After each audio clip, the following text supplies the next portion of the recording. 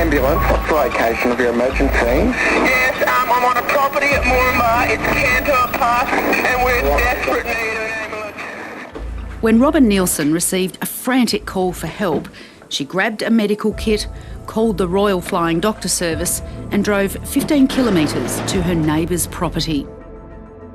I didn't realise until halfway in that the arm was gone. She found Gayle Shann shockingly injured.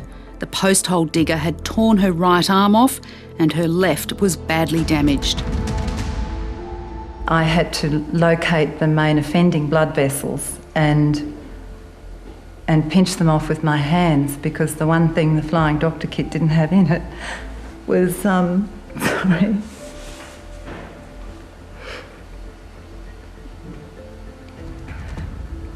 artery forceps. And I did call for Mackie to see if there were any dog clips in the office. I thought anything that would do, that would work as artery forceps. But there wasn't anything. So I used the only thing I had, and that was my hands. Robin is credited with saving Gayle's life.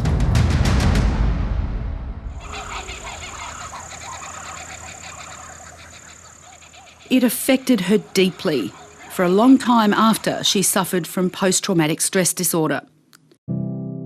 The impact of what I saw was horrific.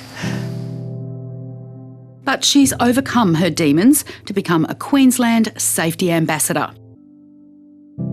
Glenavon Station was a beautiful property. It was 40,000 acres. We ran approximately 6,000 head of Brahman cross breeders.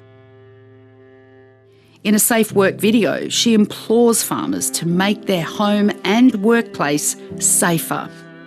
My passion is getting people to understand that every single one of them can save a life. You don't have to be a nurse or a doctor to save a life. You really and truly just have to have really good plans in place, a really good emergency plan. And there's one part of that which I know helped save Gayle's life. When she phoned the Royal Flying Doctor Service on that fateful day, her location information was vital. Their response was, "Thank God you've rung, because we've had a call about this accident, but we have no idea where to go. How do we get there?" It was about mid-morning. Recall getting a call to saying there'd been an incident on a farm in which there appeared to be a traumatic amputation. We were required to be tasked to an area which was pretty remote. Quickly managed to establish that it was going to take us a minimum of 2 hours from wheels up to wheels on the ground before we were going to be able to provide medical assistance. In the meantime, it was left to Robin to save her neighbour, who was bleeding heavily and just semi-conscious. Her life was in my hands. I had to do everything that I could to sustain her until they got there. I snapped into what we used to call intensive care mode. Now, it had been 20 years since I'd practiced clinically, but it's a bit like riding a bike. I knew what I needed to do. Doctors say Gayle had perhaps a minute to spare when Robin reached her. Robin's nursing skills were key, but a simple safety step had given her that life-saving minute. Years before, Robin had made laminated emergency services cards for the home property. It listed medical contacts, their telephone and UHF numbers, coordinates for their airstrips and their neighbours, along with contact details and addresses for those living nearby. It was put next to every telephone, every UHF, in every single vehicle that we had on the property, so that at any time people could give emergency services the details that they needed. She was insistent everyone on the farm, including children, workers, even visitors, would be able to get help quickly. I was able to give it to the Royal Flying Doctor Service in less than a minute while I was speaking to them. If I'd actually had to go looking for that information, if it was in notebooks or in the filing cabinet, it could have taken me 10 or 15 minutes to find it, if I'd been able to find it at all, which means that I would have been that much later getting to Gayle to start acting as a first responder, so to start giving her basic first aid and to stop the bleeding. Gayle would not have made it.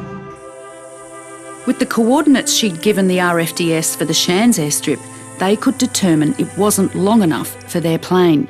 So they landed at Robin's home airstrip instead. And off the emergency services card, I could read the length, the coordinates, the variations, the surface details of our airstrip.